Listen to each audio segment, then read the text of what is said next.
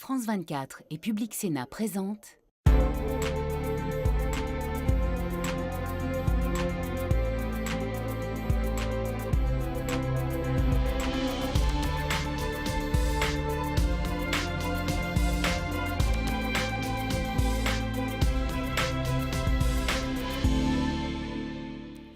Merci de nous rejoindre ici à Bruxelles au Parlement européen.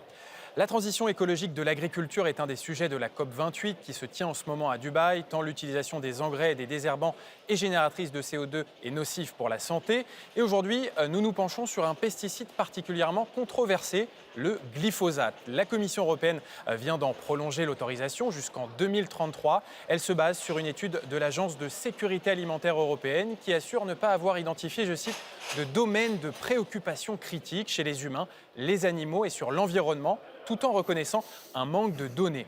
On le rappelle, le glyphosate a été classé par l'Organisation mondiale de la santé parmi les cancérogènes probables. Oui, et alors la Commission a pris cette décision en l'absence d'une majorité qualifiée des États membres. En effet, sur 27, à peine 17 ont voté pour, ça n'est pas assez.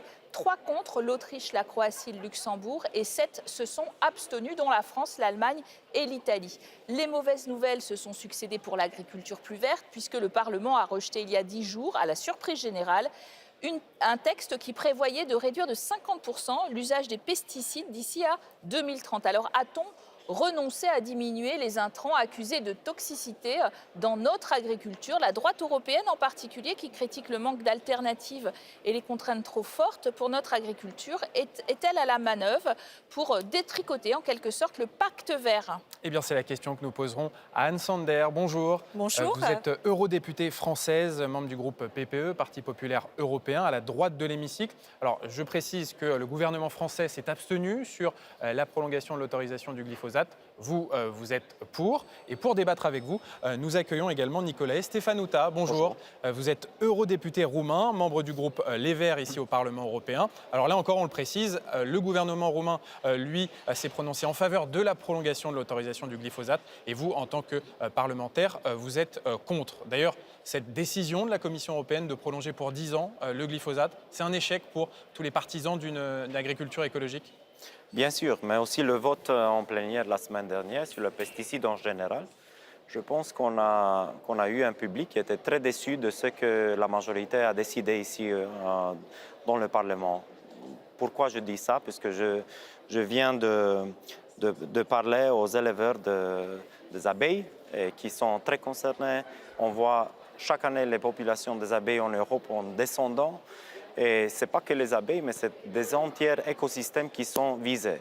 Prenons le glyphosate, c'est un herbicide qui est très puissant, qui tue tout autour d'une plante, qui a aussi une valeur d'antibiotique qui peut rester dans le sol et qui peut rester là et tuer des bactéries pendant pas seulement l'année agricole, mais après aussi. Donc, je pense que la tendance générale de la droite européenne de tuer tout ce qui est législation environnementale, puisque c'est ça ce qui se passe aussi au Parlement à ce moment-là, je pense que c'est une tendance qui donne des victimes collatérales importantes. Anne Sander, l'autorisation du glyphosate renouvelée pour 10 ans par la Commission européenne, alors que les scientifiques, on le voit bien, se déchirent sur la question de sa toxicité et que même l'Agence de sécurité alimentaire reconnaît un manque de données en Europe. C'est une bonne nouvelle vraiment pour la santé des Européens? Écoutez, je ne crois pas que le débat aujourd'hui, ce soit de dire est-ce que le glyphosate est bien ou est-ce que le glyphosate est mal. Évidemment, il faut réduire l'ensemble des intrants. Et ça, je crois qu'on est tous d'accord sur la nécessité d'avoir une ambition environnementale. Mais il faut avoir une vision globale aussi, une vision qui tienne compte de la sécurité alimentaire et du monde économique et en particulier du revenu des agriculteurs, parce que s'il n'y a plus d'agriculteurs demain, il n'y a plus de sécurité alimentaire. Et là, je crois qu'il aurait été en l'état actuel des choses, irresponsable d'interdire totalement le glyphosate. Moi, la position que je défends, que nous avons défendue au sein des Républicains, au sein du groupe PPE, c'est toujours un usage raisonné. C'est-à-dire que bien sûr, il faut interdire le glyphosate dans des parcs, dans des espaces où il y a des personnes fragiles, que le particulier lui-même n'utilise plus le Roundup, c'est tout à fait normal. Par contre, qu'on interdise le glyphosate sans solution alternative aujourd'hui pour le monde agricole, ça me semble irresponsable parce que derrière, vous le savez, quand il y a des mauvaises herbes et qu'on les laisse pousser, eh bien, elles tuent les cultures. Et donc, on baisse la production. Mais les Européens ne vont pas moins manger. Et on le voit bien aujourd'hui, à force de charger la barque pour les producteurs européens, eh bien, les prix augmentent et les consommateurs se tournent vers des productions venant du reste du monde qui sont produites sans aucun de nos standards, sans respecter nos normes environnementales. Et derrière, ces productions, elles rentrent chez nous. Et c'est là où il faut de la cohérence. Réponse de Nicolae Stefanuta. Est-ce que si on avait interdit le glyphosate, eh bien, on aurait mis en péril la sécurité alimentaire des Européens ? Il y a une expression américaine, on parle d'un produit américain d'ailleurs, c'était inventé par Monsanto dans les années 70, le glyphosate. Donc en Amérique, il y a une expression qu'on jette le bébé avec l'eau du bain, quoi. Donc j'ai l'impression que ayant cette approche que tout est permis, puisqu'on a besoin de la sécurité alimentaire, on finit par fournir à nos citoyens que des marchandises qui sont issues de l'agriculture extensive, avec beaucoup de pesticides, etc. Moi, je vois dans mon pays d'où je viens que, en fait, les grands supermarchés, les grandes chaînes, ils mettent sur le marché que des produits qui sont issus de l'agriculture extensive, puisqu'ils ont un grand pouvoir d'achat.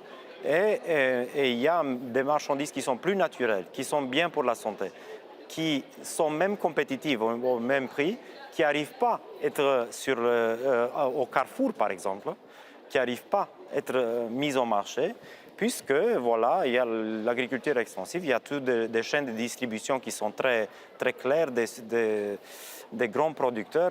Donc on arrive à une situation qui n'est pas tenable. Combien de cancers est-il permis ?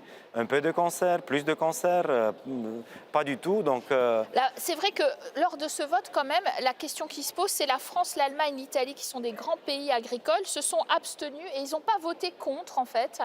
Est-ce que c'est un peu de l'hypocrisie quand ils ont laissé la Commission européenne faire le sale boulot et prolonger pour 10 ans ? Moi, je ne veux pas m'exprimer pour ces gouvernements. Je sais que mon gouvernement à moi a voté pour, mais je sais que mon gouvernement à moi, c'est aussi un gouvernement qui demande chaque année des prolongations, même pour les pesticides qui sont les pires en Europe, comme les néonicotinoïdes qui tuent les populations d'abeilles. Par exemple, si vous êtes allé aux côtes, comme j'imagine, comme tous les Français, sur le A7, vous avez vu peut-être moins d'insectes cette année, et chaque année vous allez voir moins d'insectes, puisque la biodiversité est affectée, quoi. Anne Sander, une réaction sur la position de la France, le gouvernement français qui s'est abstenu sur cette prolongation du glyphosate. Est-ce que la position du gouvernement français est lisible quand on voit qu'Emmanuel Macron en 2017 disait « Je vous promets qu'on interdira le glyphosate en 3 ans ». Écoutez, c'est la politique d'Emmanuel Macron et cette prise de position, finalement, ça correspond très bien à la majorité macroniste. C'est le « en même temps » qui brouille complètement les pistes et qui fait que derrière, il n'y a pas de position française. Vous l'avez dit, d'abord, il s'était engagé à supprimer, ensuite, il est revenu en arrière et aujourd'hui, on ne se positionne pas. Et si vous regardez la majorité d'Emmanuel Macron, eh bien, très souvent, il y a un décalage entre ce que disent les ministres en France et les prises de position d'Emmanuel Macron lui-même, qui a dit qu'il fallait arrêter la surenchère législative, environnementale au Parlement européen. Et vous avez ces députés de sa majorité au Parlement européen qui votent tout l'inverse. Donc ça correspond bien aux positions du en même temps. Il n'y a pas d'alternative. D'un certain point de vue, on pourrait arguer aussi que aujourd'hui, si on n'interdit pas le glyphosate, s'il n'y a pas cet horizon d'interdiction, on ne va pas les rechercher, les alternatives. Les intrants non toxiques, on n'est pas en train de faire des recherches dramatiques et très très rapides pour les trouver. Alors moi, je pense effectivement qu'il faut investir massivement dans la recherche. Il faut se fixer des objectifs pour supprimer les molécules qui ne sont pas bonnes. Mais tant qu'on n'a pas d'autres solutions, il faut limiter. Et je suis tout à fait d'accord avec la limitation des usages. Moi, je ne suis pas en train de vous dire qu'il faut utiliser du glyphosate tout le temps, partout. Il faut limiter l'usage. Par exemple, aujourd'hui... Mais c'est paradoxal parce que le Parlement vient justement de voter contre un texte qui limitait les pesticides de 50% en 2030. Donc, et là, vous étiez dans ceux qui ont voté évidemment contre. Qu'est-ce qui nous a poussé à ce vote-là? C'est-à-dire que nous avions des propositions alternatives en disant, là aussi, ce n'est pas réfléchi de manière globale parce qu'on interdit chez nous, mais on n'interdit pas les produits qui rentrent du reste du monde et qui ne respectent aucun de nos standards. Et donc, nous pensons qu'il faut de la cohérence. Et nous pensons qu'il faut réduire, mais réduire à une échelle de temps qui est réaliste. Nous, par exemple, nous proposions de repousser à 2035, de revoir les zones, ce qu'on appelle les zones protégées, les zones sensibles. Et on est arrivé à un rejet total du texte parce qu'il y a eu des jusqu'au-boutistes écologistes, parfois socialistes, parfois macronistes. Alors, laissons les jusqu'au-boutistes répondre. À force de pousser, eh bien, on en arrive à ce résultat. Aujourd'hui, il n'y a absolument plus aucun texte, alors qu'on aurait pu trouver une position intelligente, pragmatique. Nicolas et Stefanouta, ce texte qui promettait une réduction de l'usage des pesticides de 50% d'ici à 2030, qui était une mesure phare du pacte vert défendu par la Commission. Comment on arrive finalement à son échec et à son rejet? C'est la faute des écologistes jusqu'au-boutistes, comme le dit Anne Sander? Non. Donc, le texte qu'on a voté, c'était le résultat des négociations dans la Commission environnement et agriculture et qui était mise pour le vote de la plénière. Alors, je ne peux pas accepter l'argument de Mme Sander qui dit que ceux qui ont voté, par exemple, pour cet amendement qui dit que les obligations doivent être des recommandations et pas d'obligations, alors tu as fait le texte tout nu, tu l'as laissé vidé de sa substance. Alors, ce n'est pas moi qui a dit mais on ne peut pas voter pour une chose qui ne dit rien. Mais c'est eux qui l'ont vidé du sens, qui sont coupables pour ça. Avec des amendements, précisément, pour nos téléspectateurs. Mais non, c'est important, puisqu'il y avait un amendement qui a dit exactement ça, que c'était plus obligatoire, c'était une recommandation. Alors, c'est différent. Et en plus, à mon avis, c'est un peu... C'est pas hypocrite, mais ça n'a pas du sens de dire, puisque vous me semblez que vous étiez d'accord avec le fait que le glyphosate n'était pas bon pour la santé et vous avez répété qu'on doit le limiter.